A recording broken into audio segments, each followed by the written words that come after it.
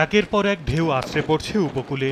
ঝোড়ো হাওয়ায় লণ্ডভণ্ড বাড়িঘর সহ নানা স্থাপনা, ভেঙে আছে বেড়িবাঁধ।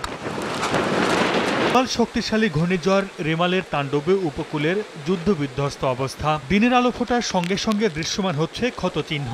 গাছপালা উপড়ে বন্ধ রাস্তাঘাট, বিদ্যুৎ বিচ্ছিন্ন হয়ে পড়েছে অনেক এলাকা। ঘূর্ণিঝড়ের আগেই প্রাণ বাঁচাতে দেশের বিভিন্ন আশ্রয়কেন্দ্রে স্থান নেয় 10 লাখের বেশি মানুষ।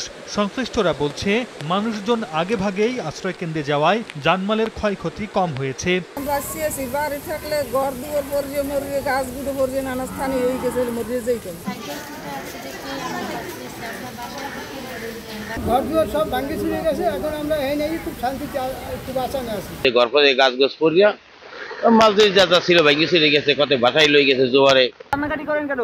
আমার ঘর দুয়ার কিছু নাই বাজান, আমি পথের ভিখারি হয়ে গেছি। গরম গরম রুটি, সাথে সুজির হালুয়া, দুর্দান্ত তীর আটা ময়দার সুজি, কারণ তীর ছাড়া আমার চলেই না। এদিকে বিভিন্ন স্থানে বেড়িবাঁধ ভেঙে ও উপচে অন্তত অর্ধশত গ্রাম প্লাবিত হয়েছে। এছাড়া নদী ও সাগরের পানি বেড়ে প্লাবিত হয় গ্রামের পর গ্রাম। বাতাসের গতিবেগ থাকে ঘন্টায় 111 কিলোমিটারে।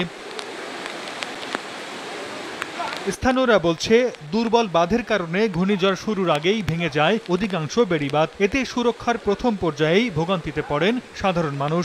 ঘরবাড়ি প্লাবিত হওয়ার পাশাপাশি ভেসে গেছে মাছের ঘের। ভেঙে গেছে, পানি ঢুকে রাস্তাঘাট অনেক ডুবে গেছে, অনেক ব্রিজ ভেঙে গেছে। মাছ ছেলে প্রায় 7-8 লাখ টাকার, এত তলাইয়ে সব চলে গেছে। পুষ্করি তলাইয়া আমাদের ঘরের সহসা হয়ে গেছে। ঘূর্ণিঝড় রেমালে সাতক্ষীরা, পটুয়াখালী, বরিশাল, ভোলা ও চট্টগ্রামে 7 জন প্রাণ হারিয়েছে। এছাড়া মোংলায় ট্রলার ডুবে নিখোঁজ আরও 2 জন। সর্দার মোহাম্মদ আরিফ, সময় সংবাদ।